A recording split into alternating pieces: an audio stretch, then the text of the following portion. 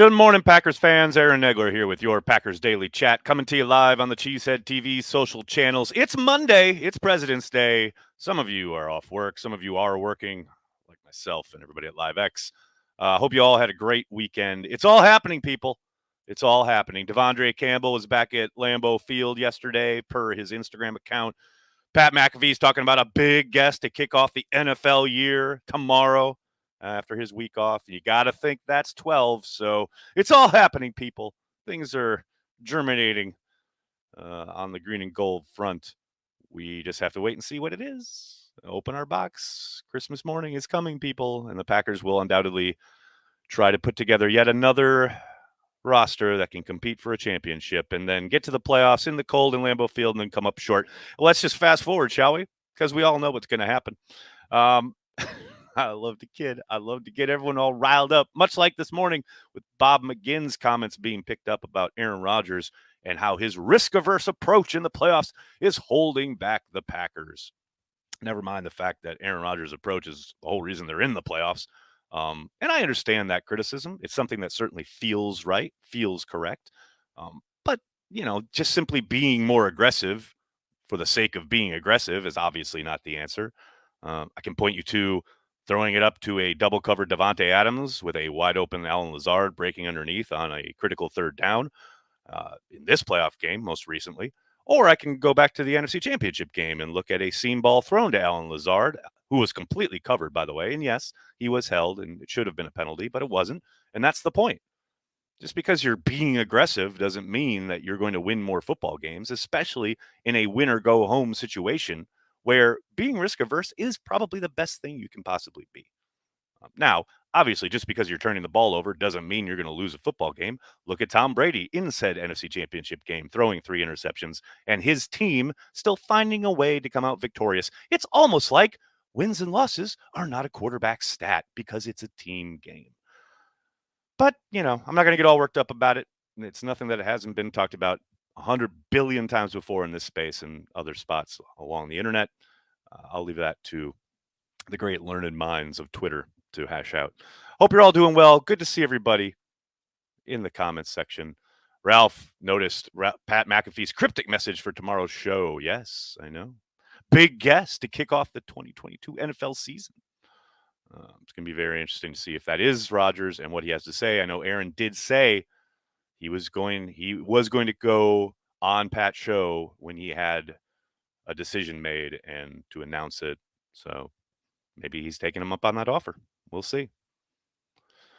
Romeo, I agree with you, Aaron, on this one. If they don't make moves, keep that defense intact, they'll do the same as last year.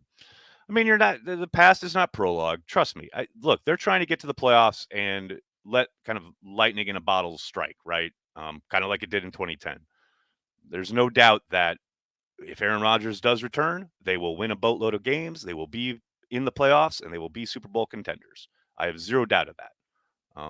But it sure feels like they need things to break absolutely 1,000% their way. And even then, nothing is guaranteed. But that's the risk they're going to take. It sure feels like that's the way it's headed. Alex, what's up, man? Thanks for the super chat. Good day. Back in my hometown to visit my grandparents. Well, good day. I hope you're doing well, man. I hope things are well in your part of the world. McAfee's guest tomorrow, Jordan Love. That would be brilliant. That would be brilliant. Oh, New York Cheesehead. Breaking news. McAfee to announce Olive's dog purchase. All right, relax. Hey, we got a ways to go yet on the dog. Ways to go. Yeah, Olive's here, so she perked up at that one. Why is everyone wanting a Love trade? I really don't get it. I get it because we live in the world of fantasy football and everybody and Madden trades and mutt cards and what have you. And he's not on the field his first 2 years. We got to trade him. It's so funny how he's almost exactly where Rodgers was in his development. And right when everyone was talking about trading Aaron Rodgers too. Remember the trade to the Raiders that was going to happen. It's a natural byproduct of a first-round pick who hasn't seen the field. I'm not surprised at it at all. I don't think the Packers are entertaining it. I don't think anybody wants to trade for Jordan Love. If they were interested in him, someone would have drafted him, much like Aaron Rodgers, who fell to 24. Everyone seems to conveniently forget that. Oh, he was talked about as the first overall pick. That was great. What happened? They didn't take him. Guess who else? John Gruden promised Aaron Rodgers they were going to take him at 12. Didn't take him. Took Cadillac Williams instead. At some point, the rubber meets the road. You got to pull the trigger on a guy that you supposedly believe in. No one did. No one believed in Rodgers. No one believes in Jordan Love right now. It's just eerie how similar that stuff is. Aaron, thanks for the super chat. I feel like I'm slowly becoming the minority in wanting Rodgers to go. I desperately want draft picks and the ability to properly shore up that defense. I mean, I don't know, man. I get that the rebuild is tantalizing, right? Or the reload, if however you want to phrase it, and to like kind of capitalize on a moment where you can become hopefully a pretty significantly stout defense, right? I understand the hesitancy or the desire not to go down that road from the Packers. Championship windows are fleeting in the sense of 100 years plus, right? Which is how long this franchise has been here, and the league has been around. The precipitous nature of how quickly things can just completely fall apart, without your franchise or a franchise quarterback. I understand wanting to wring every last bit out of Rodgers. I get that. But I also feel what you're saying, man. Like, that's why I've been advocating for it's time to turn the page, right? Keep banging your head against the wall. You've been doing the same thing over and over and over again. Now you've arrived at a moment that affords you an opportunity that you haven't had and probably won't have again. Just seems like a good breaking point, a good split point. That's just, dispassionate look at it. But again, I understand why they want to stick with Rodgers. I mean, people have jobs, man. People want to stay employed, and you do that by winning lots of games. And, if you get a championship on top of it, great. I mean, don't make any mistake. There's nobody in that building more desperate for a title than us, than them. Those people working every single day, breaking down tape, making sure the operation works, keeping 1265 going, making Titletown a thing. They're all striving for the one final ending, but only one team gets to do it, and they got to live with the repercussions in a way we never will. Not that it doesn't eat at our souls, but you guys know what I mean. David, what do you see happening at the tight end position? Hope Tunyon is rehabbing on schedule. If we lose Lewis, it will need some help. Don't want another high draft pick at tight end. Yeah, I hear you. I mean, where did they find Tunyon? He was basically on the scrap heap, and they picked him up and developed him into something. I think he'll be back. I'd be surprised if they let him walk. I don't know why another team would lay out big money for a guy coming off an injury who probably won't be able to play for the first part of the year. But yeah, you're right about if Big Dog were to leave, which you would think is probably kind of in step with Aaron Rodgers coming or going. If Rodgers is back, I would suspect Big Dog is back. But I don't think they would use a high draft pick. I don't think I've ever seen anything to indicate that they would go outside of their comfort zone when it comes to their premium picks and, go down that road. The last one I can remember is Bubba Franks. And that was because the Chimura situation kind of plopped in their lap at the last minute relative to the offseason. I would be very, very surprised if they used a premium pick at the tight end position. They're going to stick with what they've done all along, which is usually the pass rushers, offensive linemen, corners, something, maybe a safety. Although this seems to be shaping up to a pretty deep safety class from what I can tell. So maybe even that would wait in their list of needs or picks they would go through in the kind of early rounds. But I would be surprised if they went tight end early. They'll look over everything available to them, either via free agency, trade market, definitely the draft. But I would think at least day 2, probably day 3 for another guy that they can develop. And look, DeGuara is not done. I know that drop in the playoff game has colored a lot of perceptions about Josiah, but I still think he did a lot of really good things this year, and he still has a chance to be a very good player. He did a lot more right than wrong. And for half of this season, he was coming back from a pretty major injury. And hopefully next year he's rounding into shape and hits the ground running and shows what he can do, because I think he's got a lot more to give. Jason, thanks for the super chat. Good article by Ken Last today. Ken knocked it out of the park, I thought. If you haven't checked it out, go to cheeseheadtv.com. Jano, thanks for the super chat. Morning, Nags. Which player or players are you watching closely at the Combine? That's a really good question. I haven't even looked at it. That's what I'm looking at this week. I leave a week from today. Actually, a week from like right now, I believe. It's like 10 in the morning. My flight is out. But I'll be spending the week kind of getting my first kind of look at a lot of this draft class. There's that receiver from Western Michigan. I really like that kid. That's the first one who's really jumped off the screen to me so far. But ask me again kind of next week, and I'll have a better answer for you. Nuclear Family, thanks for the super chat. Didn't the Pack trade up because the Colts wanted Love? Could trade him to them if 12 doesn't extend? I'd like a trade so we can get more than a comp pick. Well, it depends on who you believe.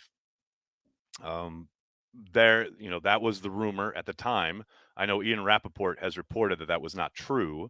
Now, of course, the Colts are going to feed him that. So we'll probably never know the actual answer to that. But yeah, no, they're not trading Jordan Love, guys.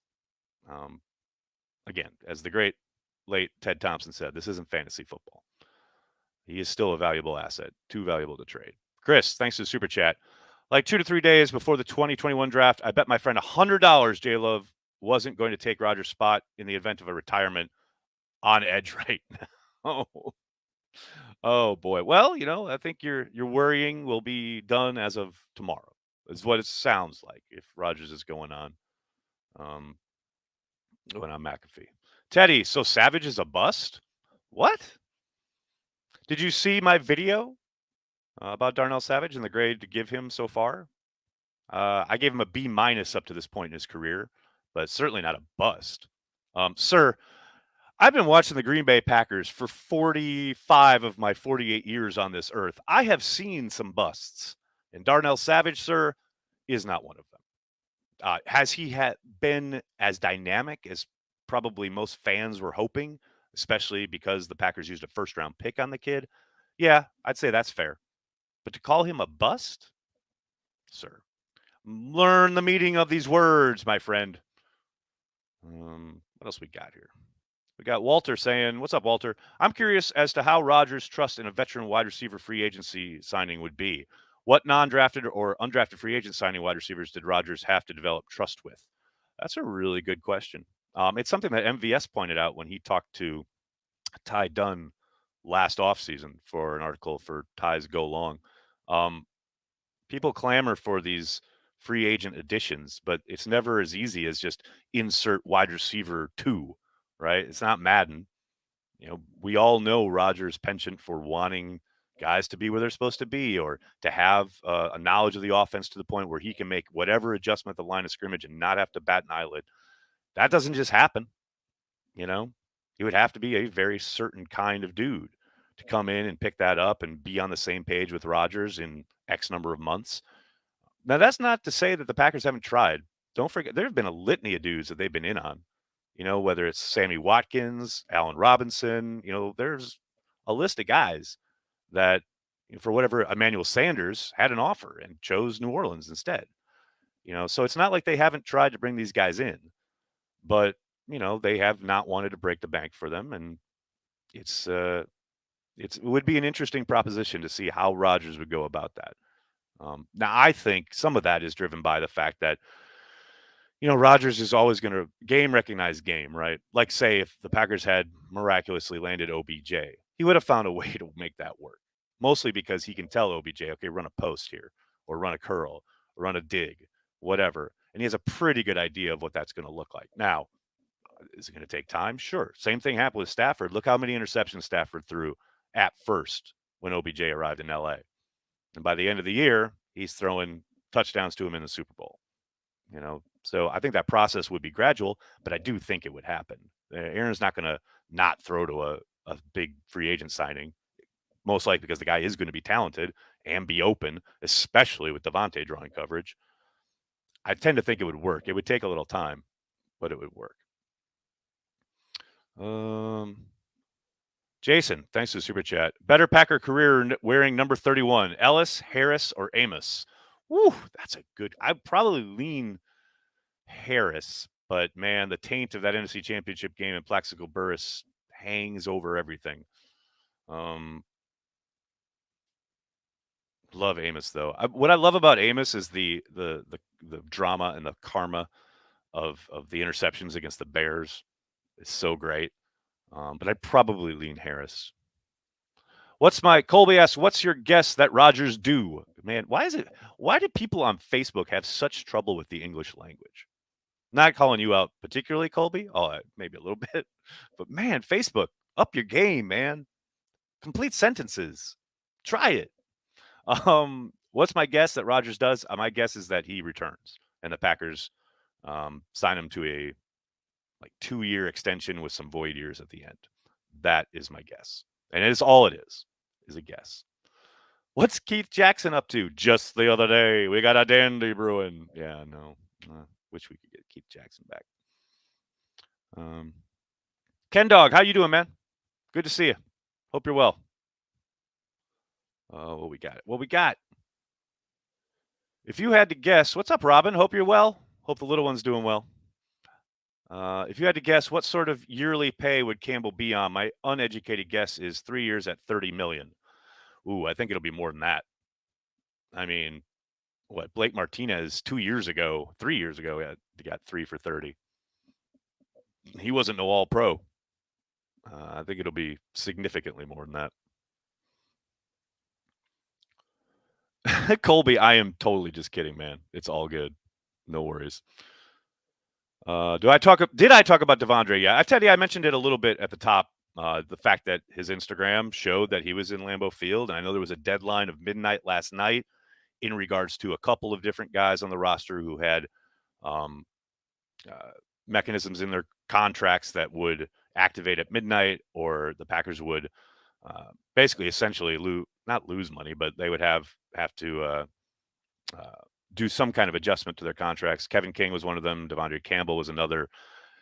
It's interesting that nothing's been reported yet. You got to think that the Packers and or the agent have told or haven't said anything. I'm sure they've been asked for comment. I'm sure reporters are digging around.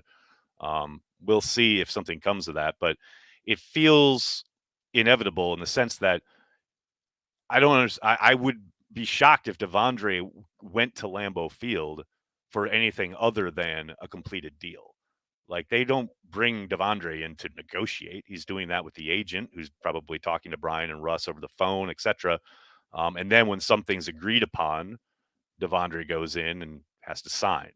That would be my guess. But who knows, man? Crazier things have happened. But I don't think Devondre Campbell is in Lambeau Field for anything other than an extension. A bust would be Troy Williamson. Jeezy, now someone who understands the word bust. Thank you. Could you see the Packers signing someone like Allen Robinson, someone they were interested in a couple years ago? Justin, yeah, I mentioned that at some point last week. That's a guy I could see them being in on. Like you state, they were interested before. Clearly, it came down between Chicago and Green Bay, and he chose Chicago. So clearly, Brian likes the player. Now, of course, it's very different circumstances now, given everything that's going on with Rodgers. I think the contract they would offer would certainly be different. But yes, I think that's a call that will most likely get made. Cringe Creator, what a name. Thanks for the super chat. Am I going to have a video introducing Olive's dog? What do you think, Olive? Is that a good idea? Should we have a video about your dog, like introducing the dog if and when it arrives? Olive says no. I can only speak for the boss here. She says no. Nuclear Family, thanks to the super chat. I'm not sure if it's due to too much Madden or franchise mode, but why do fans worry too much about cap hits and salary? It's not as big a deal as we think. I think Peter Bukowski pointed this out the other day, that Ted Thompson once told the media auditorium full of reporters, or maybe it was at the Combine, but he once said, you guys worry more about the cap than we do. The cap is part of the league. It's part of the gig, right? Everyone's aware of its existence. But yes, part of it is because there's so much downtime. There's such a long off season, and then there's this stretch now where we don't know who's going to be back. So it's about conversation, content creation. There's a lot of that. So, what else are you going to talk about? I tell you what, you could do 2 pieces of content on the internet today. One of them looking at a crucial third down, how the left guard did a great job slide protecting, giving Rodgers enough time to hit the open crosser underneath that picked up the first down. 20 people are going to read that. Or you could do a piece about all the free agents and how their contracts might play out, etc., looking forward, and put that up, and 200,000 people will read that. It's just the nature of the beast. So you get a lot of contract talk. You get a lot of stuff about signing bonuses and void years and things like that. Ultimately, which is kind of funny because most of the people talking about that stuff have no idea how any of it works. So it's just the nature of the internet and the league that we're all enthralled with. Chris, thanks for the super chat. Who was the corner we drafted that was around the same time as Demarius Randall? I can't think of his name. Something with a J. Now, he was a bust. The basketball player. Yeah, his name is escaping me right now too. But yes, that is another good example. Name 3 players we lose this year. Duncan coming in here shouting with all caps. MVS, Mason Crosby, and Rasul Douglas. I don't want that, but that's probably what's going to happen. All right, everybody, I'm going to have to get going. I can't thank you guys enough for hanging out, talking Packers each and every day, Monday through Friday, right here on the Cheesehead TV social channels. Please do me a monster favor. Hit like on the video, subscribe to the channel, and then tell your friends, tell your family. Cheesehead TV. We're devoted to Green Bay Packers fans worldwide. Thanks a lot, everybody. Have a great day. Go Pack, go.